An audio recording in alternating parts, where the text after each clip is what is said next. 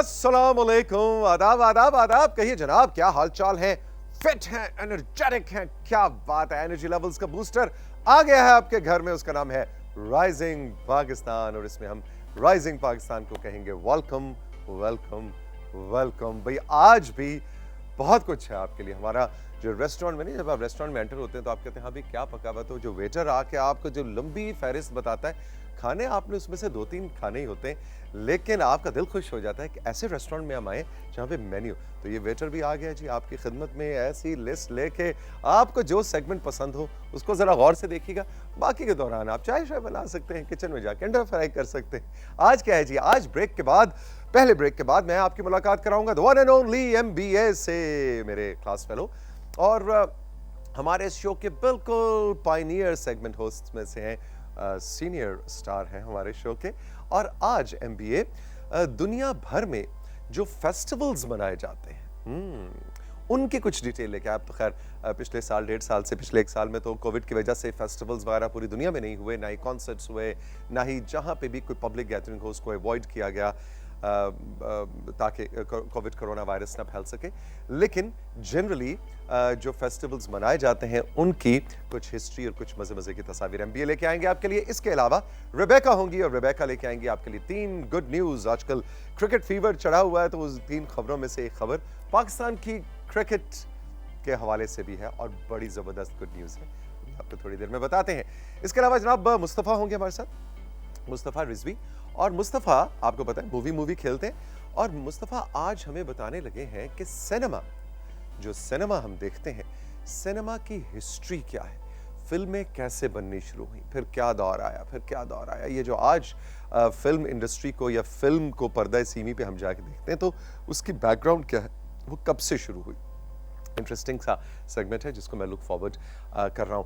End of course trainer Kashif होंगे, और काशिफ आज हमें मसल्स को रिलैक्स करने के कुछ स्ट्रेचेस बता रहे हैं। एक्सरसाइज में हर तरह के का काम होता है, मसल्स का रिलैक्स, मसल्स का ब्रेक होना और रीबिल्ड होना तो बहुत ज़रूरी है ही है, लेकिन उनको रिलैक्स होना भी बहुत ज़रूरी है। यही वजह है कि ये भी कहा जाता है कि हफ्ते में 7 दिन आपको एक्सरसाइज नहीं करनी चाहिए, 2 दिन का ब्रेक भी होना चाहिए, लेकिन उन 2 दिन के अलावा भी मसल्स को रिलैक्स करने के कुछ स्ट्रेचेस हैं जो कि काशिफ आज हमें बताने वाले हैं। एंड ऑफ कोर्स आज का जो हमारा मेन सेगमेंट है उसमें हम आपकी मुलाकात करवाने जा रहे हैं बुशरा साकिब कियानी साहिबा से। बुशरा कौन है? बुशरा बहुत ज़बरदस्त काम करती हैं। ये जो सोशल मीडिया पे कंट्रोवर्सीज जनरेट हो जाती हैं कि अचानक आप सुबह उठते हैं और सोशल मीडिया पे एक भरमार मची होती है, किसी न किसी एक इशू, किसी न किसी एक बात को लेके वो वायरल हुई होती है, उस पर ट्रोलिंग हो रही होती है, और पूरा लगता है कि दुनिया को और अब कोई काम नहीं रहा, उस एक पॉइंट के ऊपर ही सब लोग जंग कर रहे हैं। और इसी तरह से किसी एक शख्स की बैशिंग भी हो रही होती है, कई दफ़ा वो हक पे होता है, कई दफ़ा वो हक पे नहीं होता। यानी सोशल मीडिया एनवायरनमेंट जो है वो कई बार मैं देखता हूँ इंसान के अपने हाथ से भी निकल जाती है।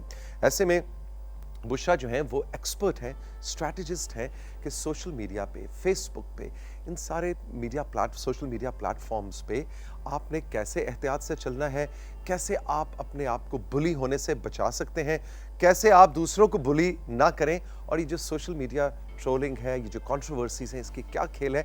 और पूरी दुनिया में बुशरा के काम को माना जाता है, बहुत से ममालिक में ये जाती हैं, लेक्चर्स देती हैं और कंसल्टेशन देती हैं कि हमने एक healthy positive social media environment में कैसे जिंदा रहना है। मुश्किल काम है, आई नो, बहुत मुश्किल काम है, लेकिन हम बुशरा से आज कुछ टिप्स लेंगे कि इस मुश्किल काम को हम आसान कैसे कर सकते हैं। तो यह सब आज के राइजिंग पाकिस्तान में मेरी और मेरी टीम के पास आपके लिए। चल के लेंगे एक छोटा सा ब्रेक। वो जेहलम की जो किरण है ना, किरण रशीद, आप जरा तैयार हो जाए, इस ब्रेक के बाद MBA ने आपसे कुछ कहना है। अभी मिलते हैं।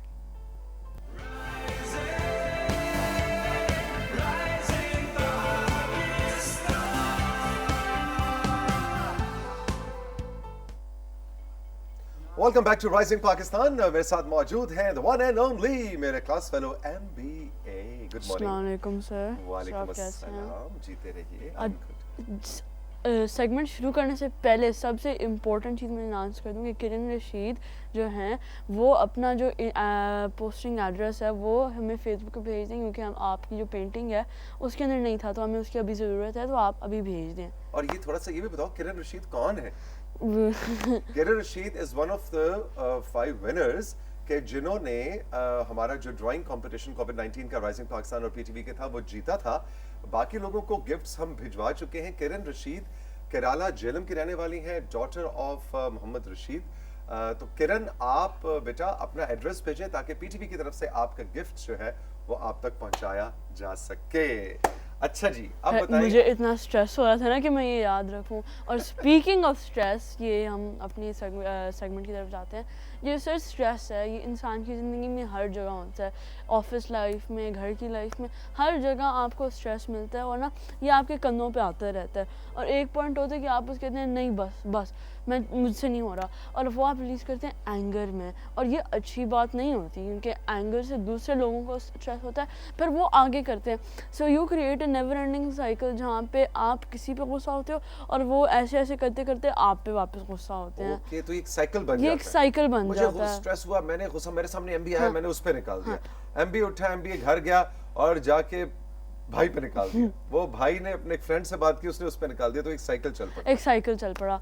तो सर स्ट्रेस रिलीवर्स इस तरह हमारे लिए बनते हैं जो गुस्सा नहीं निकालते बल्कि आपका जो स्ट्रेस है उसको खुशी में ट्रांसफॉर्म कर देते हैं। और ये I can not tell you how important these are कि अभी जितने भी लोग देख रहे हैं, आप ऑफिस के लिए तैयार होंगे, स्कूल के लिए तैयार होंगे, और आपको अभी भी स्ट्रेस हो रहा होगा कि हाय यार जल्दी पहुँचना है, बॉस ने आज कहा था काम है, यार प्रिंसिपल ने कहा था आज ज़्यादा काम है।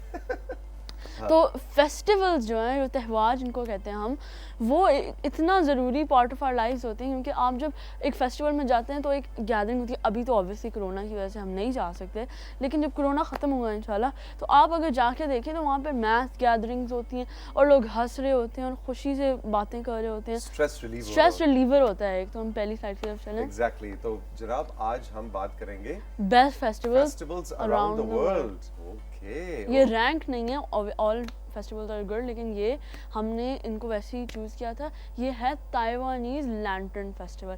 अब ताइवानीज़ लैंटर्न फेस्टिवल की थोड़ी हिस्ट्री है और ये है कि जो ताइवानीज़ लोग हैं उन चाइनीज़ न्यू ईयर के एंड पे वो अब इस पे ना लिखते हैं कि उनको क्या क्या चाहिए। यानी कि मुझे ना एक नई गाड़ी चाहिए, मुझे ना एक छोटा भाई चाहिए, मुझे एक छोटा, यानी मुझे कुछ इस तरह चाहिए, इस तरह कुछ इस तरह सारा लिखते हैं वो, और वो ना लैंटर्न को लाइट करके ऊपर भेज देते हैं। यानी दे मेक अ विश और वो लैंटर्न को जला के। अच्छा। तो सर आप ये सोचिए, एक बार में आपके सिनेरियो, सारे आंखें बंद करो और एक सिनेरियो सोचो।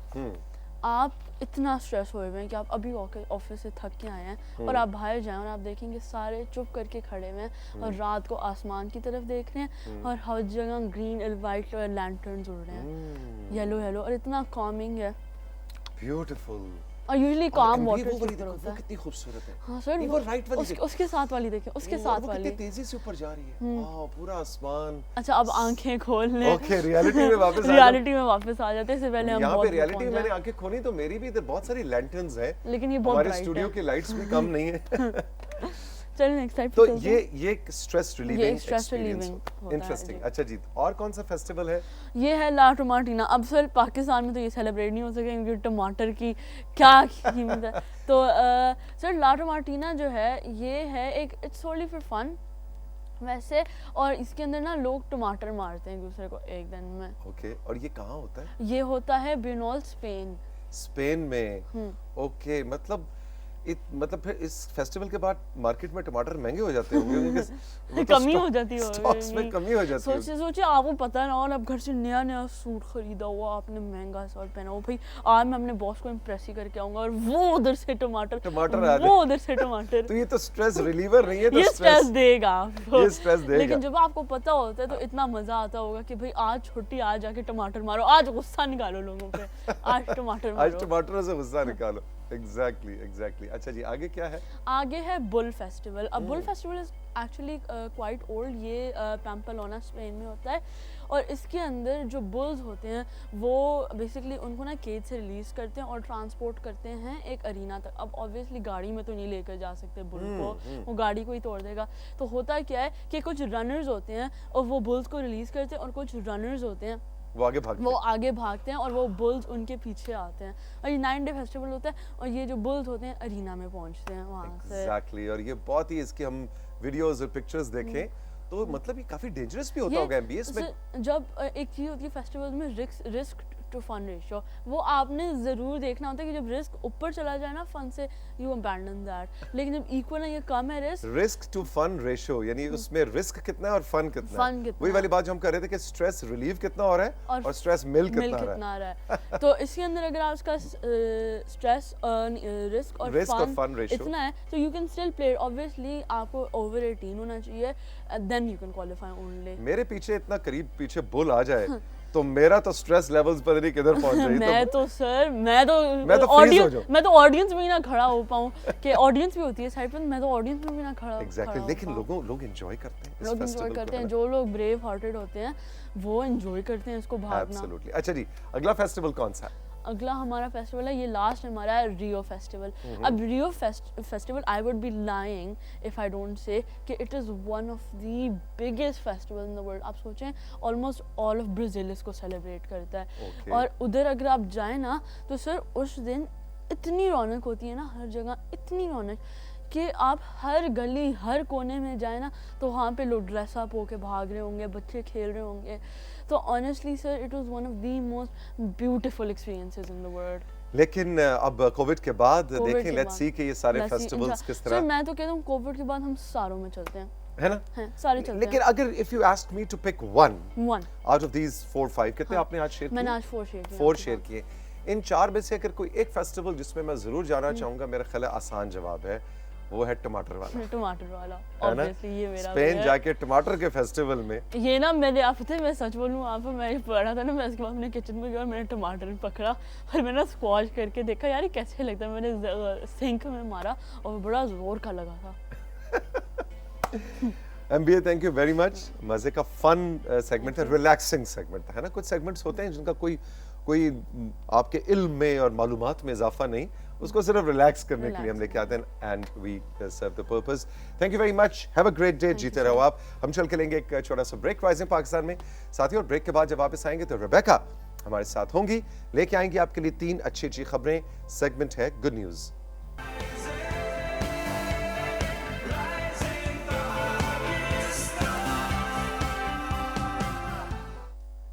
Welcome back to rising Pakistan. Segment है गुड न्यूज और मेरे साथ मौजूद है रिबेका। गुड मॉर्निंग, अस्सलाम वालेकुम रिबेका। गुड मॉर्निंग, वालेकुम अस्सलाम तौसीक, कैसे हैं आप? बिल्कुल ठीक, बिल्कुल ठीक। आज तो आप टमाटर की सारे फेस्टिवल्स अटेंड करने के बाद आए हैं गुड न्यूज में। और देखो मेरी हिम्मत देखो कि मैं टमाटर का फेस्टिवल अटेंड करने गया हूँ सफेद शर्ट पहन के। ये तो मतलब ब्रेवनेस की इंतहा हो गई। लेकिन मैं वैसे सोचो कि एक्चुअली अगर टमाटर फेस्टिवल स्पेन में कभी अटेंड करना पड़ा तो मैं वाकई सफेद रंग के कपड़े पहनूंगा ताकि वो टमाटर नजर तो आए कपड़ों के ऊपर, पता चलना चाहिए ना फेस्टिवल अटेंड किया है। वैसे तो जो भी रंग पहन लो बाद में उसने रेडी हो जाना है, रेड भी हो जाना है, कपड़े भी ऐसे खराब हो जाने हैं, मतलब क्लमजी सा हो जाएगा। यही तो लुत्फ है। अच्छा जी, क्या खबरें हैं? आज बढ़ते हैं पहली गुड न्यूज़ की जानिब। बता सिंह, जो पहली गुड न्यूज़ है ना, ये बड़ी अमेजिंग है, खास तौर पे उन लोगों के लिए जो क्रिकेट के बड़े दीवाने हैं, यानी ये पूरे पाकिस्तान के लिए आज की पहली गुड न्यूज़ है। हम सभी दीवाने। बिल्कुल, पाकिस्तान T20 इंटरनेशनल में 100 मैचेस जीतने वाली पहली क्रिकेट टीम बन चुकी है। पाकिस्तान ने मजमूई तौर पर 164 T20 मैचेस खेले हैं, जिसमें 100 मैचेस जीते, 59 हारे और बाकी मैचेस बगैर किसी नतीजे के खत्म हुए। जब क्रिकेट का जुनून हो तो फिर ऐसे रिकॉर्ड तो फिर बनते हैं। भाई क्या बात है, जबरदस्त खबर आपने रिबेका सुबह सुबह सुनाई है कि पाकिस्तान पहली क्रिकेट टीम, इंटरनेशनल टीम बन गई है कि जिन्होंने T20 के 100 मैचेस जीते हैं। We are so very proud of our team. और इसी तरह जबरदस्त किस्म के, मतलब मुझे तो हो रहा है वो जो नहीं जीते वो भी जीत जाते तो और अच्छा हो जाता। नहीं तो फिर मजा, देखिए मैं आपको बताऊं, 100 में से 100 नंबर लेने का कोई लुत्फ नहीं है ना? वो जो 7, 8, 12, 15, 30, 50 नंबर जाते हैं ना, वही जिंदगी में सिखा रहे होते हैं। तो वो 100 मैच जो पाकिस्तान क्रिकेट टीम ने जीते हैं वो इसलिए जीते हैं कि जो हारे हैं उनसे सबक हासिल किया और जीत में उस हार को जीत में बदला। और ये जो लफ्ज़ फलसफा वो जरा मुश्किल था, समझ में आ गया मुझे। पक्की बात है, पक्की बात है, क्योंकि इसी से मैं आगे जा रही हूँ। काश जो लफ्ज़ होता है ना, वही आपको आगे बढ़ने की जुस्तजू में लेकर जाता है कि काश ये ना हुआ होता। ये इल्म अदब की गुफ्तगू है, हमने सजाई है, इसमें रिबेका अब्दुल और तौसीक हैदर आपको खुशामदीद कहते हैं, है ना? आओ यार, हम गुड न्यूज़ ही हमसे ठीक है। इतनी पढ़ी लिखी बातें मुझे और तुमसे नहीं, लोग कह रही ये क्या बातें हो रही है आज। तौसीक आपसे तो है, मेरे से जरा डाइजेस्ट करना मुश्किल होगा। गुड न्यूज़ में सिर्फ फन करना है। बिल्कुल। लेकिन on a serious note, you are absolutely right के वो जो पैशन आपको देता है ना, काश वो ये होता है कि अच्छा अगर ऐसा हो जाता, और फिर आप उस जस्तजू में लगते हैं। लगे रहते हैं। सो बढ़ते हैं आज की सेकंड गुड न्यूज़ की जानिब। पाकिस्तान जो है इलेक्ट्रॉनिक्स का जो प्रोफेशन है उसमें भी बहुत तरक्की कर रहा है। आए रोज़ नित नई इजादात जो है वो तौसीक हमारे सामने आ रही हैं, जैसा कि made in Pakistan voting machine के हवाले से आज हम बात करने जा रहे हैं। अब आप अपना वोट इस इलेक्ट्रॉनिक मशीन के ज़रिए कास्ट कर सकते हैं। ये मशीन टच सिस्टम पर बेस्ड है और इससे वोट कास्ट करना नहायत आसान होगा। इंटरेस्टिंग। वैसे पूरी दुनिया में बहुत से ममालिक हैं जहाँ पे जो इंतखाबात होते हैं, जो जनरल इलेक्शंस होते हैं, उसके अंदर भी electronic voting. Philippines I remember पहला मुल्क था जहाँ पे उन्होंने कंप्लीटली इलेक्ट्रॉनिक वोटिंग मशीन के साथ, उसके अपने चैलेंजेस भी सामने आए, लेकिन इलेक्ट्रॉनिक वोटिंग मशीन के साथ कहा जाता है कि फिर धांधली का या मतलब ट्रांसपेरेंसी, धांधली के इम्कान कम से कम होते हैं, ट्रांसपेरेंसी ज़्यादा से ज़्यादा होती है, ह्यूमन एरर कम से कम होती है। सो लेट्स सी, मे बी आज से कुछ सालों के बाद, may be 20 years 30 years from now, इंसान मुड़ के देखेगा कि हैं ये लोग वोट कैसे डालते थे, क्या ऐसा भी होता था? पर्ची पे टिक करते थे, अच्छा अंगूठे पे निशान लगता था। सो हो सकता है ये स्टाइल और फॉर्मेट ऑफ वोटिंग बहुत ही प्रिमिटिव और दकियानूसी और गार के इंसान का कॉन्सेप्ट लगे आज से 100 साल के बाद के इंसान को। So let's see, interesting, technology हर तरफ बढ़ रही है। देखिए मैं तो बड़ा खुश होती हूँ, मुझे सबको दिखा रहे, देखिए मैं वोट कास्ट करके आई हूँ। हाँ, खुशी खत्म हो जाएगी। एग्जैक्टली। सो बढ़ते हैं आज की थर्ड गुड न्यूज़ के जानिब। पानी पर महल बनाना एक बड़ा ही मशहूर प्रोवर्ब है, लेकिन अब ये हकीकत बन चुकी है। अच्छा, रियली? जी बिल्कुल, पानी पे महल बन गया? जी बिल्कुल। एम्स्टरडम नेदरलैंड्स में कश्तियों पर रिहायशी मकानात तामीर किए गए हैं और ये कोई मामूली मकानात नहीं बल्कि मुकम्मल रिहायशी यूनिट्स हैं जिनको एनवायरनमेंट फ्रेंडली मटेरियल से बनाया गया है और बिजली के लिए इनमें सोलर सिस्टम भी लगाया गया है।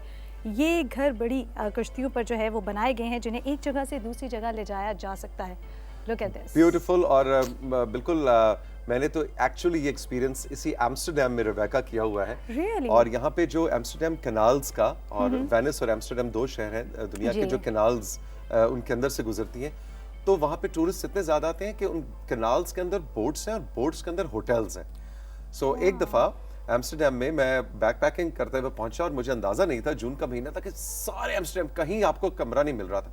तो बोट होटल मैंने, और पूरी रात आप सोचें आप कश्ती के अंदर, और कश्ती ऐसे ऐसे ज़ाहिर है वो पार्क है, वो झूल रही है। मैं कहूँगी ये झूलना कब बंद करेगी और नींद आएगी। थोड़ी देर बाद मुझे एहसास हुआ कि झूलना कभी बंद नहीं करेगी, तो नींद आ गई, खुद ही सोना पड़ेगा। सो कश्तियों के ऊपर होटल्स हैं दुनिया में, और अभी हमने देखा कश्तियों के ऊपर घर बनने शुरू हो गए। सो इंसान की जो इंटरेस्टिंग इनोवेशन है उसकी कोई लिमिट नहीं। एक्चुअली ये गुड न्यूज़ तो मेरे लिए बड़ी कैची थी, लेकिन मुझे ज़्यादा खुशी इस बात की कि आपने वो चीज़ एक्सपीरियंस की हुई, क्योंकि कोई 1 to 1 आपको बैठकर बताता है अपना एक्सपीरियंस, तो वो चीज़ बड़ी अच्छी लगती है कि। और लेकिन इसमें जो मजे की चीज़ थी कि वो घर एक जगह से दूसरी जगह जा सकता है। हाँ, आराम से, मतलब आज यहाँ अच्छा नहीं लग रहा, हम तो लोकेशन चेंज कर रहे हैं। वेस्टरिज में मैं 3 महीने हो गए वेस्टरिज में। अब जरा अपने घर को जरा मूव करके कहीं और ले जाते हैं, सेटल टाउन ले जाते हैं ना। नहीं, G94 ठीक है, जरा इस्लामाबाद 3-4 महीने घूमना चाहिए तो घर आपका मूव कर रहा है। बिल्कुल ऐसे ही है। इंटरेस्टिंग न्यूज़ थी आज तीनों, बहुत मजे की। Rebecca, all the best. Thank you very much. हम चल के लेंगे एक राइजिंग पाकिस्तान में छोटा सा ब्रेक से जब वापस आएंगे तो गुरु काशिफ मेरे साथ होंगे, और आज हम मसल्स को रिलैक्स करने के कुछ स्ट्रेचेस आपको बताने वाले हैं। Get ready.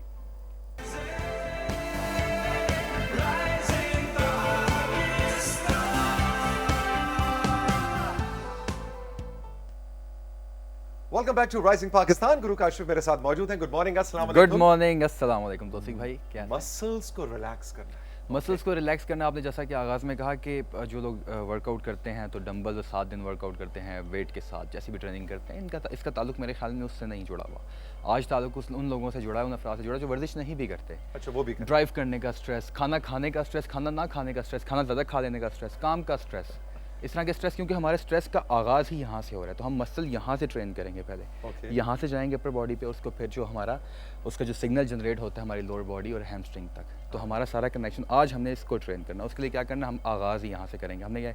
हमने बॉडी को रिलैक्स करना है, डीप ब्रीथिंग करनी है। बॉडी को रिलैक्स करने के बाद हमने यहाँ पे हाथ रखे, और आप तौसीक भाई मेरे साथ कर सकते हैं, क्योंकि आप खुद फील करेंगे 20 सेकंड्स तक हमने हर वर्जिश की हरकत को, हर मसल रिलैक्सिंग स्ट्रेच को करना है। सबसे पहले हमने क्या करना है, हमने ऊपर जाना है, फुल स्ट्रेच, और बिल्कुल slow, nice and slow, 20 seconds तक।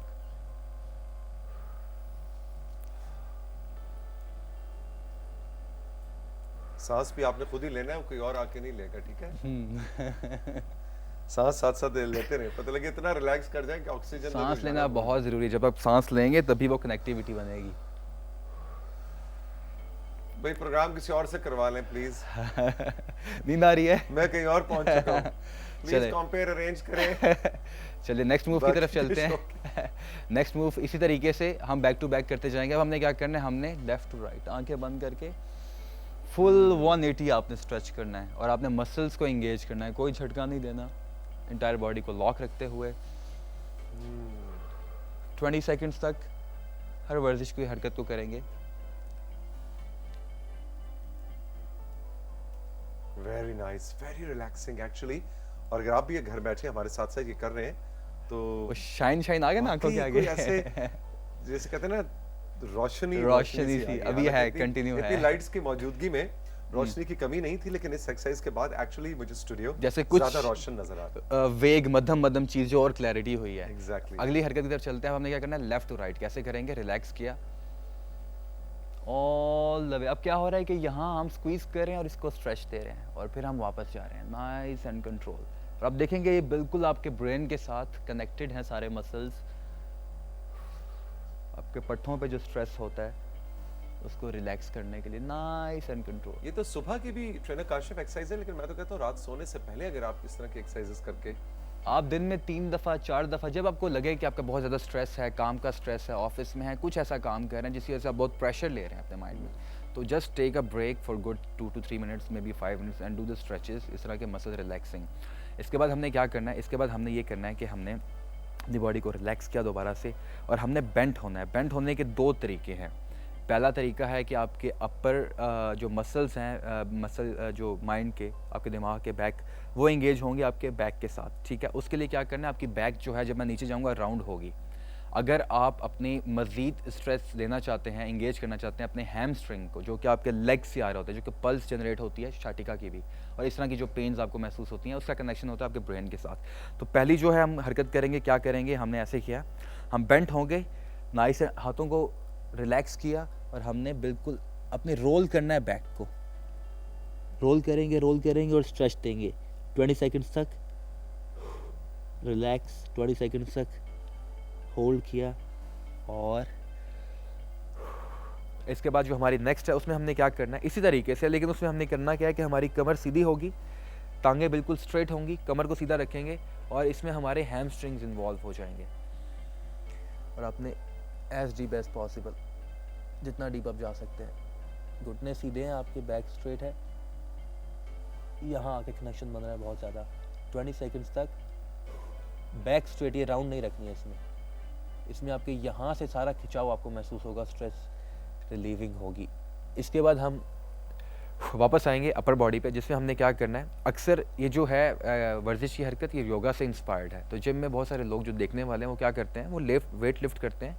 और अभी जो हमारी हरकत है स्टार्ट करते हैं, हमने सर्कल्स करना है, तो उसी भाई करेंगे क्लॉकवाइज, बिल्कुल relax, shoulder relax, arm straight and then lift your shoulders all the way and 20 seconds तक। Take a deep breath, 20 seconds तक हमने एक किया और उसके बाद anticlockwise wow 20 seconds stretch करें, बिल्कुल रिलैक्स मुझे तो करें। पूरी कमर रिलैक्स की है, पूरे बाजू यहाँ तक मुझे फील हुआ है कि कलाइयों तक उसका असर आ रहा है। अच्छा, मैं जो बात करता, हाँ जी, मैं जो बात करता उसमें ये है कि जिम में अक्सर जो लोग हैं वो वेट लिफ्ट करके वो रोटेशन करते हैं। अच्छा, हाथ में वेट उठाएं, वो रोटेशन, उसमें वेट कोई एक्सरसाइज नहीं है वेट के लिए। आपको क्योंकि ट्रेपीजियस मसल ट्रेन करना है, ये योगा से इंस्पायर्ड है, तो आपको स्ट्रेच करना है, स्ट्रेच है ये।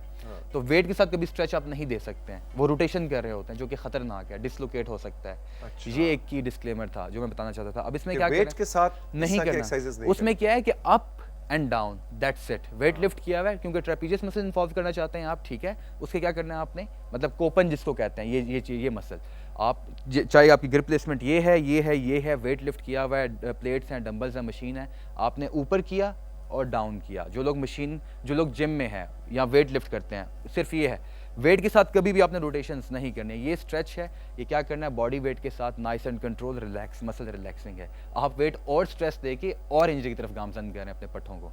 इसके बाद हमारी नेक्स्ट जो है एक्सरसाइज, उसमें हमने क्या करना है कि हमने अपने हाथों को यूँ किया, रिलैक्स किया पीछे की जानिब, और जैसा कि आप फील करें कि आपकी जो कमर का हिस्सा है पीछे ऊपर वाला, उसके पीछे किसी ने ऐसे हाथ रखा हुआ है क्रॉस करके, और आपने मसल्स को, चेस्ट के मसल को स्ट्रेच किया और बोन्स को जोड़ें, जिनको हम अपर शोल्डर ब्लेड्स कहते हैं, जोड़ना है आपने और रिलैक्स करना है। चेस्ट बाहर निकालेंगे और अपर चेस्ट पे आपने स्ट्रेच महसूस करना है। इसके बाद यहीं रहते हुए 20 सेकंड्स अगर आपने रिलैक्स करें, अदरवाइज़ मैं यहीं से अपने हाथ क्रॉस करूँगा, आप देखें क्रॉस किए, और वापस जो मैंने बीच में सेकंड वर्जिश की हरकत की थी अपर बॉडी के बाद, अपर की जो 3-4 हरकत करने के बाद जो मेरी सेकंड लेग्स की थी, वो उस पर वापस जाऊँगा, लेकिन इस स्ट्रेच को लेके साथ। अब इसमें क्या हो रहा है कि यहाँ से मैं जो हाथों की मदद से स्ट्रेच ले रहा हूँ, स्क्वीज कर रहा हूँ अपनी अपर बैक को, चेस्ट को स्ट्रेच कर, और वहाँ से मैं अपने लेग्स के हैमस्ट्रिंग मसल को स्ट्रेच दे रहा हूँ, नाइस एंड कंट्रोल। इसके बाद हमारा लास्ट स्ट्रेच है, उसमें हमने क्या करना है, बिल्कुल इजी है, जो आप अक्सर वो क्विकली करेंगे क्योंकि हमें ब्रेक पे भी जाना है। हाथ ऐसे रखा और हमने क्या करना है, फुल कंप्लीटली आपने रोटेट नहीं करना, लोअर बॉडी लॉक होगी और आपने सिर्फ 180 स्ट्रेच करना है। होल्ड किया 20 सेकंड्स के लिए, 180 20 सेकंड्स के लिए होल्ड किया, लोअर बॉडी मूव नहीं करनी चाहिए, इंटायरली मूव ना हो। 20 सेकंड्स होल्ड, और ये था हमारा आज का वर्कआउट। ग्रेट। और ये स्ट्रेचेस में एक चीज़ का ख्याल रखें कि हम लोग, मैं और काशिफ, जब जिम में जिस दिन स्ट्रेचेस करें तो इसके कहे निकल रहे होते हैं, इसलिए कि मैं सो जाता हूँ मुझे नींद आ जाती है स्ट्रेचेस करते हुए। कैन यू इमेजिन, ऐसा कोई मज़ाहिया प्रोग्राम भी आपने कभी देखा है? लेकिन ऐसा क्यों होता है, मतलब, और काशिफ हंस रहा होता है कि तौसीक साहब प्लीज सोना नहीं है। इसीलिए आप अक्सर मुझे कह रहे होते हैं कि अब जब मैं कोई भी वर्जिश की हरकत लेट के करने लग रहा होता हूँ या उसका पोस्चर ऐसा होता है तो आप कहते हैं आप काशिफ सो जाएंगे, क्योंकि आपको वो याद आ रही होती है कि मैं खुद मुझे नींद क्यों आती है ये स्ट्रेचेस के साथ? रिलैक्स, मसल रिलैक्स होते हैं ना, यू फील गुड। लेकिन आप जिम एनवायरनमेंट में हैं और इतनी हैवी मैंने एक्सरसाइज की है, उसके बाद रिलैक्स करते करते और बाकायदा अगर ये मुझे ना जगाए तो मैं सो सकता हूँ। So which is great. यही तो मकसद है कि आपकी बॉडी रिलैक्स करे। Thank you very much Guru Kashif, all the best, have a great day. हम चल के लेंगे राइजिंग पाकिस्तान में एक छोटा सा ब्रेक, और ब्रेक से जब वापस आएंगे तो मुस्तफ़ा मेरे साथ होंगे, और आज हमने हिस्ट्री ऑफ सिनेमा आपको बतानी है कि सिनेमा कब, कहाँ, कैसे, क्यों शुरू हुआ, और आज सिनेमा की जो फॉर्म हम देखते हैं इसका एवोल्यूशन कैसे मुमकिन हुआ। ये सारी डिटेल मुस्तफ़ा के साथ ब्रेक के बाद।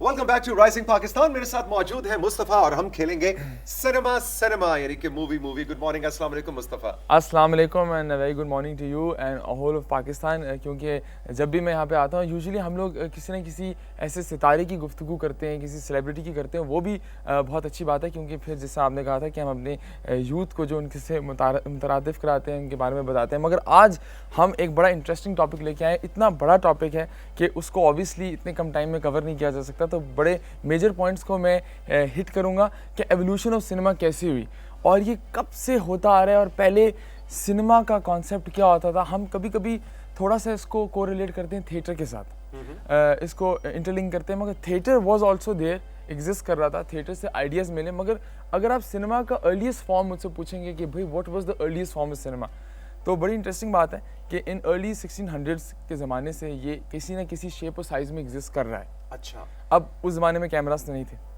ठीक है। सिनेमा क्या था? तो फिर सिनेमा जो था वो जो ये आजकल के ज़माने में हम लोग अक्सर हमारे मॉर्निंग शोज़ में भी देखा करते थे कि जो पपेट शो हुआ करता था, ये जो पपेट शोज थे, ये जो थ्रू पपेट शो एक परफॉर्मेंस दिखाई जाती थी, एक कहानी सुनाई जाती थी। उसमें ज़रूरी नहीं कि एक्टर्स खुद वहाँ पे मौजूद हों, वो किसी तरह का, क्योंकि उसमें शेडो था, शेड था, कुछ उसमें लाइट का भी इफेक्ट इस्तेमाल किया जाता था, वो किसी तरह का एक सिनेमा माना जाता था। वहाँ से idea of cinema was initially born. This is the history of it कि ये अगर earliest form आप 1600s में जाए, मगर ये concept of cinema of storytelling इस तरह की फॉर्म में तब से शुरू हुआ। Interesting.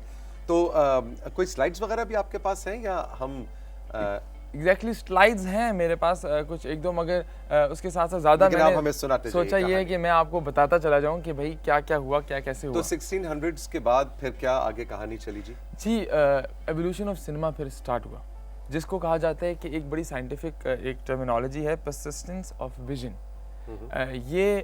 इसको अचीव करने की कोशिश की फिर काफ़ी लोगों ने कि भाई ये कैसे किया जाए, क्योंकि ऑब्वियसली कैमरा क्वालिटी, कैमरास भी इवॉल्व किए हैं, सिनेमा भी इवॉल्व किया है, स्क्रिप्ट राइटिंग के फॉर्म्स एंड फॉर्मेट्स भी इवॉल्व किए हैं। वो मैं आपको बताते जाऊंगा कि जब दौर करीब आता रहा तो जो आज स्क्रिप्ट हम देखते हैं वो आज की फॉर्म में पहुंचा कैसे, काफ़ी चीज़ें पहले ज़माने में नहीं हुआ करती थी। तो एक बड़ी बेसिक सी स्टोरी होती थी।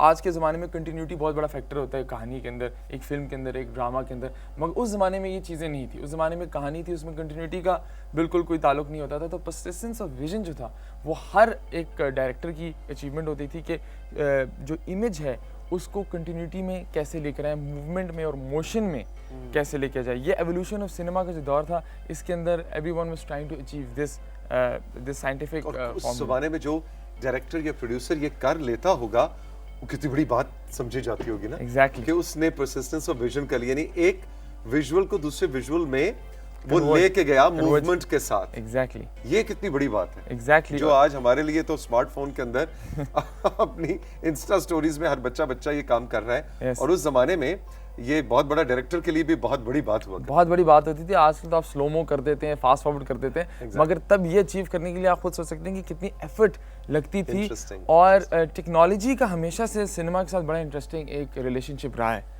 क्योंकि you can always tell a better story. जिस तरह आजकल के हम सिनेमाज की भी मैं गुफ्तगू करूंगा कि कितने मॉडर्न सिनेमाज आ चुके हैं जिससे स्टोरी टेलिंग बिल्कुल डिफरेंट होगी। ऑडियंस आपने बिल्कुल सेग्रीगेट कर दी है। और इंटरेस्टिंग बात यह है कि उस ऑडियंस की वजह से एक अलग किस्म का सिनेमा जो है अब फिर से एक नई एवोल्यूशन शुरू हो चुकी है, जिसमें मैं अभी बाद में बात करूंगा।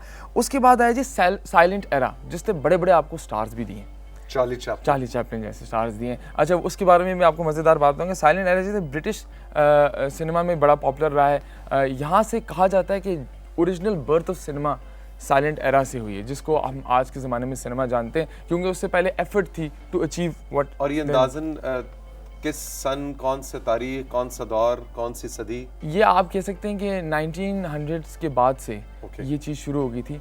1910 से लेके 20 के दरमियान में इसने बूम अपना जो है वो। तो मुस्तफ़ा अभी देखिए दिलचस्प बात कि इसका मतलब है कि तकरीबन 100 साल साइलेंट एरा के बाद आज हम जिस सिनेमा को जिस फॉर्म में देखते हैं, तो कहने को 100 साल ही गुजरे हैं। Exactly. इसका मतलब है कितना तेजी से एवोल्यूशन का सिलसिला अमल, चल रहा है। सफर जो है वो तय किया है हमारे सिनेमा ने, कि विदिन 100 years हमारी टेक्नोलॉजी कहाँ थी और कहाँ आकर खड़ी है। एग्जैक्टली। और साइलेंट एरा में होता ये था कि तासिक भाई कि जो अचीव करनी थी कि सिंक्रोनाइज रिकॉर्डेड साउंड होती थी, और साउंड एंड मोशन के ऊपर बहुत सी चीज़ें होती थी। रिटन आपको जिस तरह एक स्लाइड दिखा दी जाएगी जिससे प्लॉट को रिटन फॉर्म में दिखाया जाता था कि अब अगले सीन में ये होने वाला है, तो वो एक थ्रू कोई कार्ड दिखा देंगे या कुछ स्लाइड आ जाएगी। मगर वैसे obviously cinema was silent. Sound का इफेक्ट इनिशियल फिल्म्स में नहीं होता था, मगर ऑब्वियसली चार्ली चैपलिन के ज़माने तक when he became a star, उन्होंने जो स्टार्स का जो दौर है वो शुरू इस ज़माने से। उससे पहले तो क्योंकि the directors and the technical team was trying to achieve something on celluloid, मगर जब चार्ली चैपलिन आए, अच्छा जब चार्ली चैपलिन का जब दौर आया और उन्होंने सिनेमा पे वो ग्रेटनेस अचीव की साइलेंट मूवीज़ में, उसके बाद जब वो दौर आहिस्ता आहिस्ता ख़त्म होने लगा और एक नया दौर आया साउंड एरा का 1930 से लेकर 1960 के दरमियान, जिसने अपनी ग्रोथ पकड़ी, तो जो चार्ली चैपलिन की तरह के और भी दीगर स्टार्स थे, उनके लिए जो कन्वर्जन्स थी from silent acting to now, इसको टॉकी फिल्म्स कहा जाता था। टॉकिंग फिल्म्स आ गई, टॉकी फिल्म्स आ गई, तो उनको कहा जाता है टॉकिंग फिल्म्स एक अलग कैटेगरी बन गई। जिस तरह आजकल के ज़माने में sci-fi is a new genre, ठीक है, तो उस तरह से talking film was a genre, not a film in itself, you know. तो चार्ली चैपलिन का जो कन्वर्जन है और स्टार्स का कन्वर्जन है वाज रादर वेरी डिफिकल्ट। लोगों ने उनको ये भी कहा कि भाई आपके तो करियर्स खतरे में, अगर आप साइलेंट फिल्म से कन्वर्ट करेंगे इनटू टॉकिंग फिल्म्स तो आपका तो वो जो सारा ऑरा है वही खत्म हो जाएगा। इंटरेस्टिंग। तो वो they also had that fear and hesitation कि भाई हम कैसे ये कन्वर्जन करें। सो यानी जब टेलीविजन, मुझे याद है कि ये बात अक्सर होती है कि टेलीविजन जब आया तो रेडियो का जो अपना एक मैजिक था उसको सवालिया निशान मिल गया। कि रेडियो जो एक आपके लिए मैजिक क्रिएट करता है कि आवाज, अगर उस आवाज को आप साथ में तस्वीर भी दे देंगे, अरे वो तो सारा मैजिक खत्म हो गया। Exactly. तो टेलीविजन केम इन तो लोगों ने इस वक्त भी ये बात की थी कि नहीं नहीं नहीं नहीं, ये बात नहीं बनेगी, जो रेडियो का अपनी दुनिया है। लेकिन फिर दोनों दुनियाएं बहुत ही हसीन और खूबसूरत हैं। इसी तरह से जब आप साइलेंट मूवीज कभी कोई क्लिप देखें, मैं तो बहुत अट्रैक्ट होता हूँ, मुझे तो कई दफा बड़ा अच्छा लगता है। और इवन अभी भी जो फिल्में आती है उसमें कोई साइलेंट सीक्वेंस आ जाए तो मुझे बहुत ज़्यादा अट्रैक्ट करता है, क्योंकि वो आपको तजस्सुस देता है कि आपने खुद उससे कुछ कहानी ढूंढनी है। एग्जैक्टली एक्चुअली जो एक्टिंग के अंदर भी जो साइलेंट सिनेमा से हमने चीज़ ली है, क्योंकि बहुत से ऐसे हिस्टोरियंस हैं या जिन्होंने फिल्म्स के ऊपर जिनकी पूरी किताबें, उनका ये कहना है कि अगर साइलेंट फिल्म का एरा ना होता तो body language acting and performing arts में इतनी मेजर चीज़ ना बन पाती। वॉइस एंड वॉइस परफॉर्मेंस जो है उसके ऊपर ज़्यादा कंसंट्रेशन रहती, क्योंकि टॉकिंग फिल्म एग्जिस्ट करती। साइलेंट फिल्म का जो एक एरा है 20 से 30-25 साल उसने तैयार किया सिनेमा को। यस, उसने तैयार किया। और परफॉर्मिंग भी देखें आप, परफॉर्मेंस भी किस तरह इवॉल्व करती रही है साथ साथ। सिर्फ सिनेमा ही नहीं, जैसे जैसे सिनेमा ने अपने आप को शेप किया, वैसे वैसे परफॉर्मर्स और परफॉर्मेंसेज ने और स्क्रिप्ट्स ने अपने आप को शेप किया। अब इंटरेस्टिंग बात जो मैं आपको बताता हूँ कि पोस्ट, इसको कहते हैं क्लासिकल एरा, ये शुरू हो जी 1970-1980 के दौर में।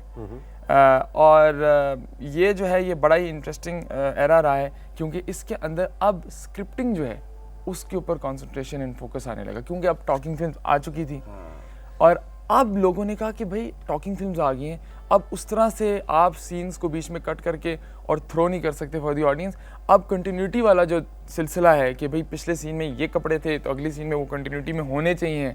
यू नो, अब आप हॉलीवुड की फिल्म देखते हैं तो एक कैरेक्टर का पूरी रात का अगर शूट होता है तो वो फिर पूरी रात उन्हीं कपड़ों में रहता है, बिकॉज रियलिटी उसके अंदर डालने की, रियलिज्म की तरफ जब सिनेमा गया, क्योंकि अभी परफॉर्मेंस एंड अदाकारी तो खैर हमेशा से रही है, मगर जब रियलिज्म जो है वो आना शुरू हुआ, और ये इसको ये इंटरेस्टिंग दौर है, पोस्ट क्लासिकल एरा भी इसको इसलिए कहा जाता है, क्योंकि अब ये एक नई ट्रांजिशन थी इनटू सिनेमा। जब ये 80s के बाद एग्जैक्टली ये 80s के बाद शुरू हुआ। बिल्कुल ठीक। तो अब उसके बाद जरा कहानी थोड़ा तेज चलाए ना, कि हमने ब्रेक पे भी जाना है।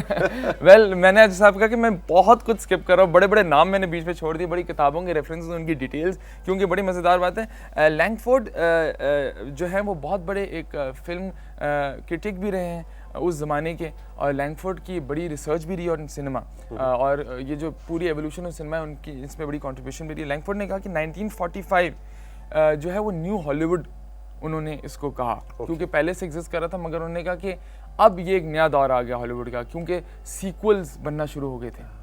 ठीक है, ब्लॉकबस्टर फिल्म्स का कॉन्सेप्ट शुरू हो गया था, बिगर थिएटर्स की रिक्वायरमेंट जो है उसकी बात शुरू हो गई। सिनेमा में बैठ के जो जिन लोगों ने देखना है वो ज्यादा तादाद में लोग एक वक्त में एग्जैक्टली ह्यूज थिएटर्स बनना शुरू हो गए, और हॉलीवुड में ज़माने में बहुत बड़ी बड़ी ऑक्यूपेंसी पे थिएटर्स बनना शुरू हुए। 3,000 बंदा भी इतने बड़े उन्होंने थिएटर्स बनाए, क्योंकि उस ज़माने में ओपन थिएटर का भी वहाँ पे बड़ा एक पॉपुलर कॉन्सेप्ट था, जिसमें आप गाड़ी में बैठ के थिएटर को एंजॉय किया करते थे। तो उसकी वजह से उन्होंने कहा कि बस अब ये जो हम एक बिल्डिंग बनाते हैं उसमें भी बहुत ज़्यादा स्पेस होनी चाहिए।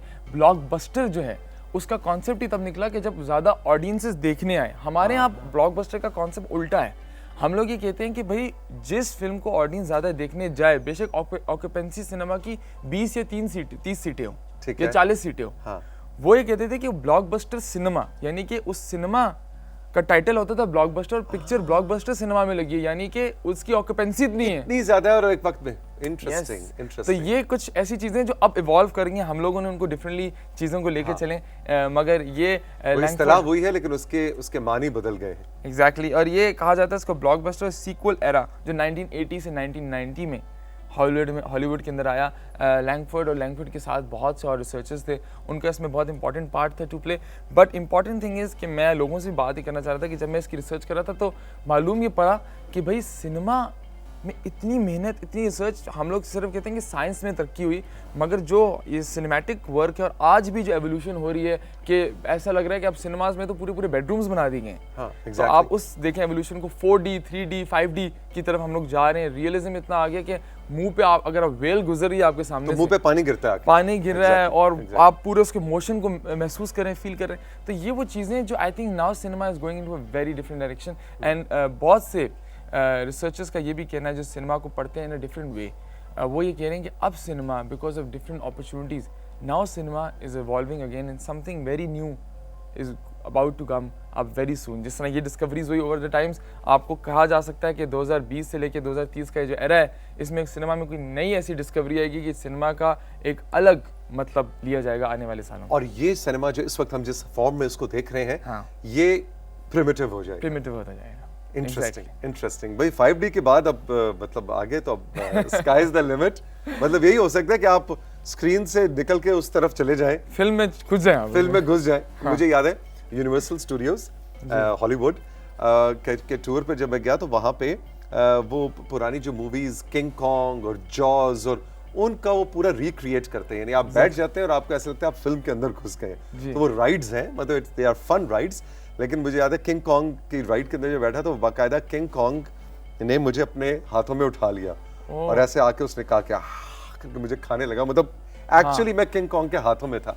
तो यहाँ तक तो हम पहुंच चुके हैं, but these are fun rides. लेकिन इनको कमर्शियली भी मेरा ख्याल है फ्यूचर में बहुत जल्द इस्तेमाल किया जाने लगेगा। Thank you very much Mustafa. Thank you. Interesting कहानी थी जो हमने पिछले 100 साल की इंटरनेशनल सिनेमा की आप तक पहुंचाई। All the best, have a great day. हम चल के लेंगे राइजिंग पाकिस्तान में एक छोटा सा ब्रेक साथियों। ब्रेक के बाद जब वापस आएंगे तो बुशरा साकिब कियानी मेरे साथ होंगी, जो कि स्ट्रैटेजिस्ट है सोशल मीडिया कंट्रोवर्सीज को काउंटर करने की। कंट्रोवर्सीज के नहीं, सोशल मीडिया कंट्रोवर्सीज के तो हम सब स्ट्रैटेजिस्ट हैं।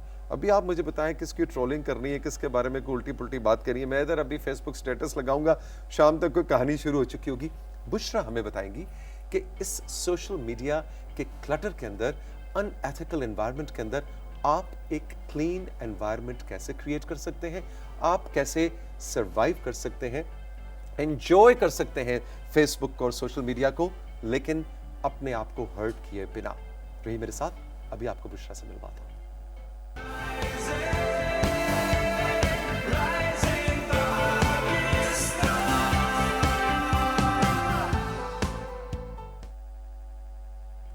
अगर आप सोशल मीडिया रेगुलरली फॉलो करते हैं तो पिछले एक हफ्ते में एक पाकिस्तानी खातून ने पूरी दुनिया में अपना सोशल मीडिया में रातों रात नाम बनाया है। नाम है इनका बुशरा साकिब कियानी। रावलपिंडी से इनका ताल्लुक है और दुनिया कह रही है कि भाई ये कंट्रोवर्शियल कंसल्टेंट, सोशल मीडिया के तो नहीं कहना चाहिए, कंट्रोवर्सीज को काउंटर करने की कंसल्टेंट है। बिल्कुल वही वाली बात है, हम कहते हैं पोलियो से बचाव के कतरे या पोलियो के कतरे, ये वही वाला टंग ट्विस्टर है। लेकिन बुशरा जो है वो जो ये समंदर है सोशल मीडिया का, फेसबुक का या इंस्टाग्राम का, इस समंदर के अंदर जब आप गौता लगाते हैं और तैराकी करने की कोशिश करते हैं तो बहुत सी शार्क मछलियां और वेल मछलियां आपके ताक़ुब में आ जाती हैं और कई बार हम उनका शिकार भी हो जाते हैं। बुशरा बड़े ओपनली उन वेल मछलियों और उन शार्क्स से मुकाबला करने और उनसे महफूज रहने की बात करती हैं। कंट्रोवर्सीज, ट्रोलिंग, ये खैर थोड़ा सा हुस्न भी है सोशल मीडिया का, क्योंकि आप रात सोते हैं सुबह उठते हैं तो कुछ ना कुछ चल रहा होता है कहीं ना कहीं। इस सारे के हवाले से हमने सोचा कि दुनिया में बुशरा की बात तो हो रही है, हम भी फटाफट उनको राइजिंग पाकिस्तान में बुलाएं और उनसे कुछ गप लगाएं कि ये सीन क्या है। गुड मॉर्निंग, अस्सलाम वालेकुम Bushra, welcome to rising Pakistan. Thank you so much for inviting me. अच्छा, ये पहले बताएं कि ये पहले जरा तो हमें थोड़ा ओवरव्यू दें कि कंट्रोवर्सीज क्या खुद से ही जनरेट हो जाती हैं या एक बंदा बैठा होता कहता है कल यहाँ से ये कंट्रोवर्सी शुरू करनी चाहिए। How does it happen? Basically होता ये है कि कोई भी कंट्रोवर्शियल चीज़ जब बनती है, एक नेगेटिव होती है, एक पॉजिटिव होती है। एक जो नेगेटिव होती है वो तो ऑब्वियसली एक नेगेटिविटी की तरफ चली जाती है, पॉजिटिविटी की तरफ जाती है तो उसको लोग ज़्यादा ही क्लेम करते हैं और ज़्यादा पसंद करते हैं। लेकिन एज अ ह्यूमन नेचर हमारी ये है कि हमें नेगेटिविटी ज़्यादा अच्छी लगती है, हमें गॉसिप्स वगैरह, हमारी एक स्पेशली फीमेल्स की नेचर होती है, उनको गॉसिप वगैरह और इस तरह की बातें करना बहुत अच्छी लगती है। आप खुद कह रही हैं, फिर अगर मैं बिल्कुल ये कह रही हूँ, मैं कहता तो वो फौरन बड़ा जेंडर बायस्ड हो जाता था। आप खुद कह रही हैं। मैं खुद कह रही हूँ कि फीमेल और उनको बहुत मज़ा आता है इस तरह की गॉसिप्स करने का, तो वो ऐसी ही वो कंट्रोवर्शियल चीज़ तो वैसी बन जाती है अगर फीमेल करे तो। वहाँ पे हमने इंट्रोड्यूस करवाया बेसिकली स्ट्रैटेजीज जो कंट्रोवर्शियल पॉजिटिव और नेगेटिव जो हैं उनको डील करने के लोगों को बेसिकली हमने अवेयरनेस दी है कि अगर फॉर एग्जांपल आप पॉपुलर होते हैं तो आपने किस तरह चीज़ों पे रिएक्ट करना है। अगर आप नेगेटिवली कोई आपके पे चीज़ इम्पैक्ट पड़ती है, आपकी ट्रोलिंग नेगेटिविटी हो रही है, तो उसको आपने किस तरह बेसिकली कोप करना है। ये बेसिकली जो स्ट्रैटेजीज़ हैं ये किसी ने आज तक इंट्रोड्यूस नहीं कराई, जो मैंने और मेरी टीम ने बेसिकली इंट्रोड्यूस करवाई हैं। अच्छा, अब ये बताइए कि कुछ लोग ये भी कहते हैं कि मतलब वही वाले जो है ना कि बदनाम होंगे तो क्या नाम ना होगा, कि आपकी कंट्रोवर्सी कुछ नेगेटिव होनी चाहिए ताकि आप मार्केट में रहें। सेलिब्रिटीज़ हमारे मीडिया और शोबिज़ के साथी अक्सर मैंने बात करते सुने कि नहीं तौसीक कुछ ये तो कई दफ़ा हम खुद भी बीच में ऐसे तड़का डाल देते हैं ताकि वो थोड़ा सा ज़रा सिजलिंग हॉट किस्म की डिश निकले। क्या ऐसा होता है? जानबूझ के खुद भी किया जाता है? बिल्कुल ऐसा होता है। आपने वो गाना सुना होगा कि मुन्नी बदनाम हुई, हाँ। ठीक है, तो लोग चाहते हैं कि मतलब ये डिपेंड करता है बंदे टू बंदा, मतलब वेरी करता है। कुछ लोग चाहते हैं कि हम बदनाम हो, लेकिन कभी कभी ट्रोलिंग ऐसी चीज़ है वो इतनी ज़्यादा एक्सट्रीम पे चली जाती है कि अक्सर आपने देखा होगा लोग अपने अकाउंट डीएक्टिवेट कर देते हैं, बिकॉज वो हैंडल नहीं कर सकते नेगेटिविटी को। और कभी कभी लोग मेरे पास ऐसे लोग भी आए हैं जो पॉजिटिव, मतलब उनको फेम मिल रहा है, उनसे वो भी हैंडल नहीं हो रही, क्योंकि वो कहते हैं ना ओवरवेलमिंग उनके पास रिस्पॉन्स आ रहा होता है, उनको पता नहीं होता, और उनको मतलब एक मेंटली वो एक किस्म के ना उस पर चले जाते हैं, नम हो जाते हैं, उनको पता नहीं चलता कि हम किस तरह इसको हैंडल करें, किस तरह डील करें। उनको डील करने का तरीका, उनको मतलब सारी अवेयरनेस देना, बेसिकली अवेयरनेस क्रिएट करने का तरीका, स्ट्रैटेजी मैंने इंट्रोड्यूस करवाई है। अच्छा जी, अब आते हैं इस स्ट्रेटजी की कुछ 3-4 major points, dos and don'ts की जानिब, और बुशरा से जानते हैं कि सोशल मीडिया पर सर्वाइव करने के लिए शार्क्स से कैसे बचना है, और अगर आपको शोहरत मिल गई तो उसको हैंडल कैसे करना है। बताएं जी, कुछ टिप्स दें। नंबर 1, सबसे पहली टिप आप क्या देंगी सोशल मीडिया यूजर्स को? सबसे बड़ी मैं पहली नंबर ये टिप दूंगी, पॉजिटिव दूंगी, कि अगर आपको ओवरवेलमिंग रिस्पांस मिल रहा है तो आप उस पर बिल्कुल मतलब रिएक्ट पॉजिटिव करें, ठीक है। हर बंदे को फेम नहीं मिलता। आजकल जिस तरह का कंपटीशन चल रहा है, जिस तरह की आईटी रेवोल्यूशन और टेक्नोलॉजी और डिजिटल मीडिया जिस तरह आजकल एक्सेल कर गया, आपको मिल रही है, आप रिस्पॉन्स करें। अगर आपसे नहीं हो रहा तो हम जैसे लोग बैठे हुए हैं, कंसल्टेंट बैठे हुए हैं, आप हमारे पास आए, हम आपको गाइड करेंगे। मैं हूँ, मेरी पूरी टीम है, हम लोग बेसिकली लोगों को मेंटली तौर पे, फिजिकली तौर पे और सोशल मीडिया पे हम उनको बेसिकली गाइड करते हैं कि अगर आप फेमस हो गए हैं, ठीक है, इन अ गुड वे, तो आपने उसको अपने सोशल मीडिया का जो बेसिकली आपकी प्रोफाइल या आपका पेज है, आपने वहाँ पे किस तरह अपने आप को रिप्रेजेंट करना है। क्योंकि नॉर्मली बिल्कुल या तो वो ब्लैकआउट हो जाते हैं, या तो वो बिल्कुल कहते हैं कि हमें मतलब समझ नहीं आ रही, हर बंदा उनके पीछे पड़ा होता है, हमारे पास आ जाओ, हमारे पास आ जाओ। अभी रिसेंटली बहुत सी ऐसी लड़कियों के साथ हुआ है जिन्होंने पाकिस्तान का नाम काफ़ी रोशन किया है, तो उनमें से बहुत सी लड़कियां थी जो मेरे मतलब, क्योंकि मैं सोशल मीडिया पे परेशान हो गई बहुत ज़्यादा। मैं तो पिछले 10-11 ईयर से सोशल मीडिया पे हूँ। जब कहते हैं ना कि सोशल मीडिया पे बैठने को लोग कहते थे ये तो फारिग है, इसके पास काम नहीं है, लगता है ये बहुत वेली है, शी इज़ वेरी आइडल, और इसके पास कोई काम नहीं इसलिए बैठी हुई है। अब वही लोग आते हैं मेरे पास, कहते हैं कि हमें बुशरा डिजिटल मार्केटिंग सिखा दो, सोशल मीडिया सिखा दो, ये है क्या? इंटरेस्टिंग। तो बहुत चेंज हुआ है। अच्छा, ये जो आप सुबह उठते हैं और आपके फेसबुक पे आपने कोई तस्वीर लगाई है और आप कोई मशहूर आदमी नहीं है, एक आम पाकिस्तानी बॉय और गर्ल और एनीवन, तो उसके ऊपर पता नहीं लोगों को क्या बीच में उस तस्वीर के अंदर भी जो आपने बड़ी अच्छी अपनी एक नॉर्मल तस्वीर खाना खाते हुए लगाई, नीचे जो नेगेटिव कमेंट्स अगर आने शुरू हो जाए, जवाब देना चाहिए, नहीं देना चाहिए, उनको डिलीट कर देना चाहिए, बंदे को ब्लॉक कर देना चाहिए, क्या करना चाहिए? इसके 2 तरीके हैं। एक तो ये है कि आपके अगर फॉर एग्जांपल नेगेटिव कमेंट्स आ रही हैं, तो आप हर नेगेटिव कमेंट को अगर रिप्लाई बैक करेंगे तो वो आपको मतलब है कि हर बंदा कहेगा कि ये तो मतलब इनको अफेक्ट हुआ है, नेगेटिविटी से इनको इफेक्ट पड़ा है, ठीक है। और लोग जब आपको नेगेटिव वाइब्स दे रहे होते हैं, एक ऑटोमेटिकली ह्यूमन नेचर है कि जब नेगेटिव एनर्जी पास कर रहे होते हैं तो अगले बंदे जो नेगेटिव आपको कर रहा है उसको फील होता है कि ये मेरी नेगेटिविटी से ये बंदा हर्ट हो रहा है या उसको फ़र्क पड़ रहा है। आप उसकी नेगेटिविटी को पॉजिटिविटी से बेसिकली आंसर करें। अगर आपकी 10 कमेंट्स हैं, ठीक है, 10 में से अगर आपकी 5 नेगेटिव हैं, ठीक है, आप 2 को कमेंट्स करें, 3 को आप इग्नोर कर दें। कहते हैं ना, ignorance is a bliss, ignorance is a blessing. आप उसको इग्नोर करना आपके लिए ज़रूरी है, लेकिन हर कमेंट को नहीं। मतलब ये स्ट्रैटेजी इस तरह होती है कि आप 2 कमेंट्स को आपने रिप्लाई दे दिया, 3 को आपने नहीं दिया, उनमें एक नेचुरली क्यूरियोसिटी आएगी, होगा कि इसने हमें क्यों नहीं रिस्पॉन्ड किया, बाकी 2 को किया है। तो वो फिर या तो इग्नोरेंस की वजह से कहते हैं ना वो चुप कर जाएंगे, बोलेंगे नहीं, एम्बेरसमेंट हो जाएगी उनके लिए। और जो पॉजिटिविटी आती है उसको तो ऑब्वियसली हर बंदा कहता है कि मैं उसको मतलब आगे से रिस्पॉन्ड करूं, और मुझे मतलब कौन सा ऐसा बंदा है जो नहीं चाहता कि उसको कॉम्प्लीमेंट मिले और उसको आगे एम्बेरस मतलब करे, हर बंदा चाहता है, ये तो नेचुरल ह्यूमन नेचर है। ब्लॉक करना चाहिए? ब्लॉक मेरे ख्याल से इग्नोर कर देना चाहिए। मेरे पास अक्सर लोग आते हैं, कहते हैं हम ब्लॉक कर करके हमारी तो फेसबुक और ट्विटर की जो ब्लॉक लिस्ट है वो तो ऊपर से नीचे तक माउंट एवरेस्ट से भी ज़्यादा वो बड़ी है। तो आई थिंक लड़कियों के लिए ज़रूरी है कि ब्लॉक कर दें, लेकिन मैं हमेशा लड़कियों को यही अवेयरनेस देती हूँ कि आप रिटेलिएट करें, आप डरे ना। आप जब डरती हैं तो आप अगले बंदे को अपनी वीक पॉइंट दे रही हैं कि मैं डरी हूँ, मुझे और डराओ। आप उसके लिए अपने ना कहते हैं इसमें प्लेट में रख के उसे प्लेट में सर्व करके देने के मुझे डराओ मैं डर रही हूँ। तो जब आप इस तरह करते हैं तो आपको लोग डराते हैं। और इसी फेम में भी जो पॉजिटिविटी चीज़ आती है, जब बहुत ओवरवेलमिंग रिस्पॉन्स आता है तब भी लोग डर जाते हैं, नेगेटिव होता है तब भी लोग डर जाते हैं। वो डर को मेंटली तौर पे बेसिकली डील करना, ये मेरा एम है और यही मैंने चीज़ की है। मतलब मुझे कोई भी कहीं भी ट्रोल कर दे या कोई प्रोपेगेंडा कर दे, मैं उसको बड़ा एंजॉय करती हूँ। और मेरे साथ जो लोग थे वो हंसते थे कि बुशरा मतलब तुम किस, तुम्हारा व्हाट्स रॉन्ग विद यू, तुम्हारा क्या दिमाग है, तुम एंजॉय करो। मैंने कहा मुझे मज़ा आता है देख के, कोई मुझे नेगेटिव मतलब बात कर रहा है मैं उसको पॉजिटिवली लेती हूँ, मैं ग्रूम करती हूँ अपने आप को, मुझे इससे फ़र्क नहीं पड़ता। मैं यही चाहती हूँ कि लोग भी इसको इसी तरह लें।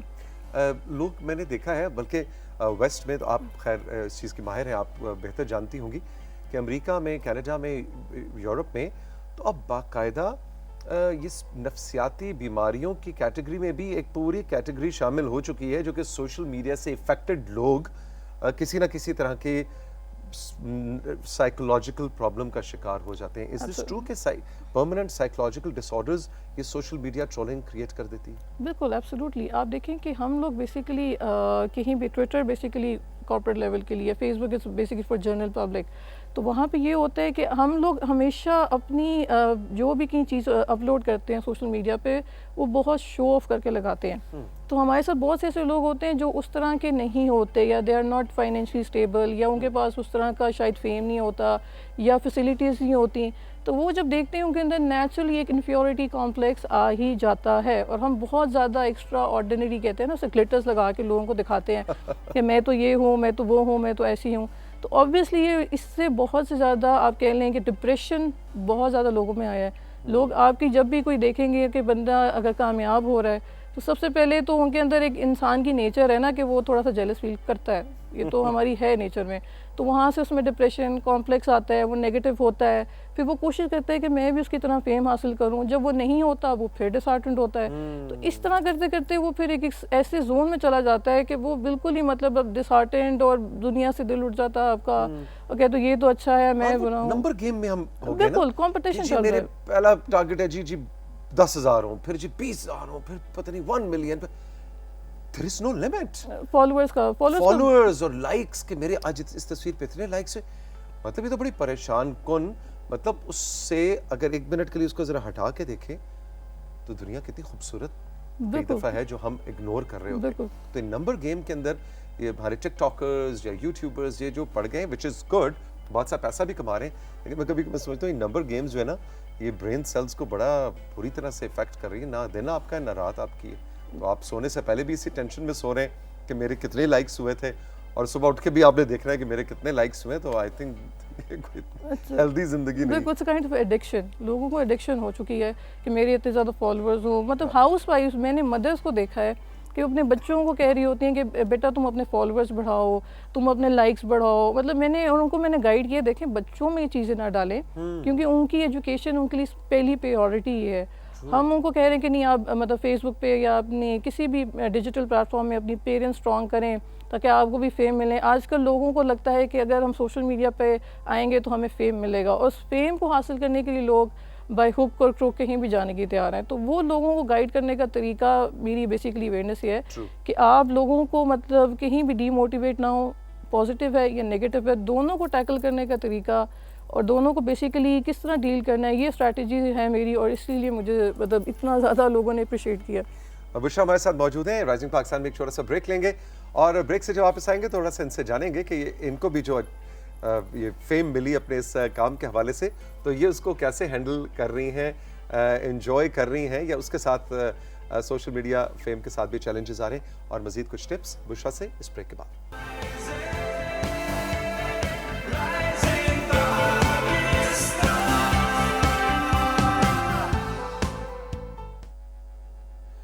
बुशरा साकिब कियानी हमारे साथ मौजूद है, जो कि सोशल मीडिया स्ट्रैटेजिस्ट हैं। कंट्रोवर्सीज और ट्रोलिंग, इनसे आप कैसे बच सकते हैं, इस हवाले से इनका काम है।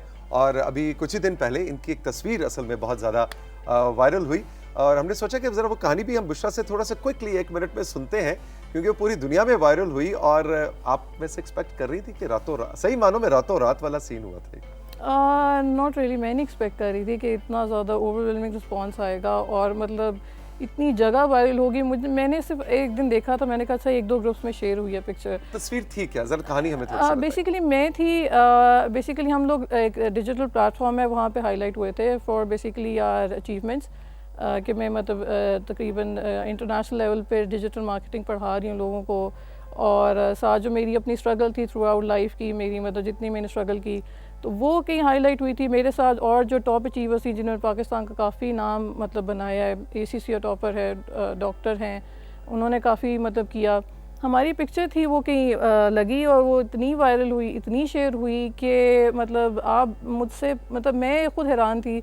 USA, कनाडा, मतलब मिडल ईस्ट, यूरोप, मतलब इंडिया से, इंडिया तक से मुझे लोगों ने रिस्पांस किया है कि हमने इतना पॉजिटिव चीज़ पहली बार, वो भी एक लड़की से, वो भी पाकिस्तान में एक लड़की ऐसी चीज़ को मतलब कर रही है, अमेजिंग। मतलब हमने उन लोगों ने मुझे इतना अप्रिशिएट किया कि मुझे एक डॉक्टर है, उन्होंने मुझे अमेरिका में कहा कि तुम्हें कोई भी इशू हो मेडिकल, तुमने मुझसे कंसल्टेंसी लेनी है एब्सोल्युटली फ्री। और अभी भी लोगों के साथ स्कॉटलैंड से ब्रिटिश पाकिस्तानी जो वहाँ पे हैं, मिडिल ईस्ट के जो गर्ल्स के हैं। मैं कल फॉलो कर रहा था आपको, तो मैं वाकई यही देख रहा था कि जो ओवरसीज पाकिस्तानीज हैं वो they are feeling so proud of you. नीचे उनके कमेंट्स बहुत ज़्यादा, और मतलब वो कमेंट्स पढ़ के तो जब मुझे ऑनलाइन किसी ने इंटरव्यू लिया तो I was almost about to cry. मैं कहा इतना ज़्यादा प्यार, इतनी ज़्यादा मतलब रिस्पेक्ट लोग आपको दे रहे हैं, वो भी ओवरसीज़, कि मैंने कहा मुझे समझ नहीं आ रही मैं किस तरह रिएक्ट करूँ। हालांकि मैं एक्सपर्ट हूँ इन चीज़ों में, लेकिन मतलब बहुत ज़्यादा क्या कहते नहीं, हमें बड़ा फ़ख्र होता है जब कोई पाकिस्तान इमर्ज करके इंटरनेशनल लेवल पे आता है। ये हमारे लिए आपको नहीं पता हम किस तरह फील कर रहे हैं। एब्सोल्युटली।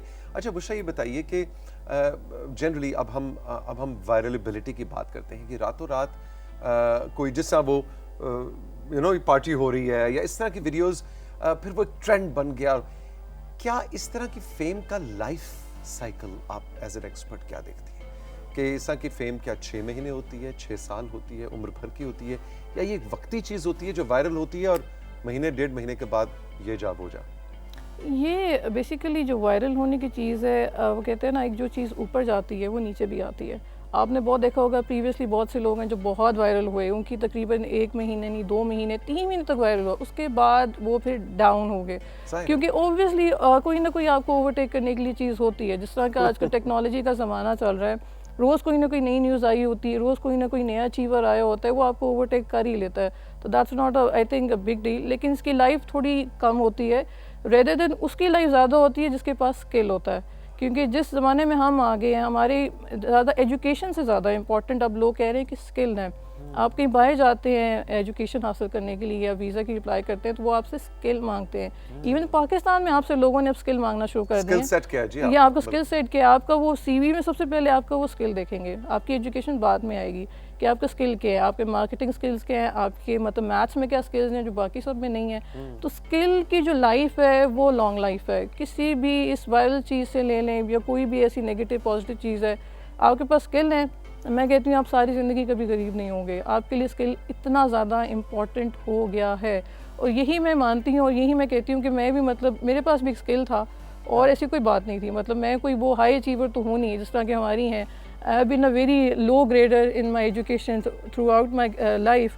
तो क्योंकि मैं बीमार भी थी तो उसकी वजह से हमेशा बुरे ग्रेड लिए, अच्छे नहीं लिए। लेकिन ये था कि शुरू से एक स्टेमिना, मतलब एक शौक़ था कि कुछ करना है। अपने पाकिस्तान में रह के पाकिस्तान मतलब बाहर जाऊँ तो लोग मुझे रिकग्नाइज़ करें, और वो ही अल्हम्दुलिल्लाह अल्लाह ने मुझे इतना दिया है माशाल्लाह कि मैं अब कहती हूँ कि मैं पाकिस्तान में रहूँ और मतलब पाकिस्तान को और आगे मतलब पॉजिटिवली आगे लेके जाऊँ। क्योंकि पाकिस्तान में बहुत टैलेंट है, यू नेम इट, हर चीज़ में। टेक्नोलॉजी में ले लें, आप किसी भी मतलब उसमें ले लें, कॉर्पोरेट लेवल में ले लें, एजुकेशन में ले लें, हर जगह एक से एक आप कह लें अमेजिंग आपके पास टैलेंट मौजूद है। अपनी इस शोहरत को कैसे यूज़ करेंगी पाकिस्तान के लिए? ये कहना तो बड़ा आसान है, मैं पाकिस्तान के लिए कुछ करना चाहती हूँ। बिल्कुल। अभी तो अब पर्सनल ऑफर्स मिल रही है ना कि अच्छा मेडिकल ट्रीटमेंट मेरे से करा लेना। लेकिन हाउ विल यू यूज ये जो सही मानों में रातों रात वाला फेम, इसको कैसे, how can you use it for the country? मैं बेसिकली सबसे पहले अपनी जो फीमेल्स हैं उनको बोल्ड से ज़्यादा ब्रेव करना चाहती हूँ कि उनके पास कोई भी नेगेटिव चीज़ आए तो वो बहादुर हो के उसको फेस करें, रेदर देन कि वो डर के जो बैक लाइक मतलब कर जाती हैं और एक किस्म का मतलब नम हो जाती है, परेशान हो जाती हैं कि हमारे साथ हो क्या गया है, क्यों हो गया, और उनकी फैमिली भी इवन परेशान हो जाती हैं। मैं कह रही हूँ ना कि सोशल मीडिया पे एक साइकोलॉजिकल फैक्टर, मेंटल फैक्टर मैं लेके आई हूँ कि आपने उसको मेंटली किस तरह डील करना है। ये सबसे ज़्यादा मैटर करता है कि अगर आपकी कोई चीज़ भी आ रही है, आप उस पर रिएक्ट कैसे करें, नेगेटिवली करें या पॉजिटिवली करें। वो रिएक्शन फिर आगे उस चीज़ का आगे जो साइड इफ़ेक्ट्स हैं वो क्रिएट होते हैं। तो मैं चाहती हूँ कि ये चीज़ लोगों में मतलब कॉमन हो। जितना मैं नहीं डरती नेगेटिविटी से, कंट्रोवर्शियल चीज़ से, आप मुझे जहाँ मर्जी ट्रोल कर दे, जहाँ मर्जी प्रोपेगेंडा कर दे, जो मर्जी कर दें, मैं ऐसी बैठी होंगी और मैं ऐसी ही होंगी। ये अवेयरनेस मैं लोगों, औरतों में और मेल्स में और अपनी यूथ में लेके आना चाहती हूँ। मर्दों को भी बहुत ज्यादा बहुत बहुत आजकल मेल्स फीमेल्स में तो है ही नहीं, मतलब कहीं भी कोई भी बंदा आप देख लें, उसके साथ कुछ बुरा हो जाता है या अच्छा हो जाता है, मैं चाहती हूँ कि वो एक सेंसिबल ब्रेव होके करें। और इंशाल्लाह मैं इस चीज़ को आगे लेके चलूँगी और मैं लोगों को और अवेयर करूँगी कि आपने डरना नहीं है, क्योंकि मतलब आप डर गए तो फिर फ़ायदा क्या है लाइफ में। मतलब डरना नहीं चाहिए, लाइफ एक बार मिलती है, इसको फुल पावर बहादुरी से आपको आगे मतलब अपने जो गोल्स हैं उनको अचीव करना चाहिए। डरना नहीं चाहिए, क्योंकि मैं कभी नहीं डरती, तो मैं भी चाहती हूँ लोग मेरी तरह मतलब डरे ना। आज से 10 साल 15 साल बाद बुशरा क्या कर रही होगी? मैं डेफिनेटली कोई अपनी एक एनजीओ या कोई ऐसी कोई खोलूँगी ह्यूमन वेलफेयर, जो बेसिकली ह्यूमैनिटेरियन पर्पस के लिए काम करे। क्योंकि मैं खुद एक पेशेंट रह चुकी हूँ किडनी की, मैंने बहुत बैटल की अपनी इलनेस से। तो बेसिकली मेरा यही प्लान है कि उसके रिलेटेड मतलब किडनी के रिलेटेड मैं एक कोई ऑर्गेनाइजेशन या वेलफेयर खोलूँ, जहाँ पे लोगों को मैं अवेयर करूँ। जो मेरे साथ हुआ है वो लोगों के साथ ना हो बेसिकली। आप फुली रिकवर्ड हैं इस वक्त? ऑलमोस्ट रिकवर हूँ। नॉर्मली ये होता है कि थोड़ा चेक एंड बैलेंस आपको करना पड़ता है, ऑब्वियसली ये लाइफ टाइम होता है। तो मैं चाहती हूँ कि जो मेरे साथ हुआ है वो लोगों के साथ ना हो, और लोगों को इस चीज़ बीमारी को अपना एक्सक्यूज़ ना बनाएं लाइफ में, बल्कि उस एक्सक्यूज़ को यूज़ करके, यूटिलाइज़ करके अपनी लाइफ में अपने गोल हासिल करें। जिस तरह मैंने किया है, मैंने उस चीज़ को यूज़ किया है, उसको अपनी पावर बनाया है। अपनी फैमिली को, अपने पेरेंट्स को मैंने लेट डाउन नहीं किया कि मुझे लोग कहते थे ये तो पढ़ नहीं सकेगी क्लास 5 के बाद, और ये तो ऐसी हो जाएगी, तो ऐसे कर दो वैसे कर दो। और आज वही सारे लोग हैरान हैं कि हुआ क्या है बेसिकली। ब्यूटीफुल, बहुत खुश हुई आपसे मिलके। All the best, I am so happy कि आप हमारे सेट्स पे आई। Thank you so much, thank you so much, it's great to be here. आपका बहुत बहुत शुक्रिया। आपने बुशरा साकिब कियानी की बातें सुनी, गुफ्तगू सुनी। इनके बारे में मजीद जानिएगा, इनको फॉलो कीजिएगा। लेकिन आज जो सबसे मज़ेदार क्लिक ऑफ द डे है, कैच फ्रॉम द शो है, जो मैं अपने साथ थॉट लेके जा रहा हूँ, वो यही है कि सोशल मीडिया पे अगर आपको नेगेटिविटी का सामना है, कंट्रोवर्सी का सामना है, ट्रोलिंग का सामना है, उससे डरना नहीं है, बहादुरी से, पॉजिटिविटी से उसका मुकाबला करना है। चाहे आप खातून हैं, चाहे आप मर्द हैं। बहुत सा ख्याल रखिएगा। जिंदगी ने दी इजाजत, फिर मिलेंगे। खुदा हाफिज।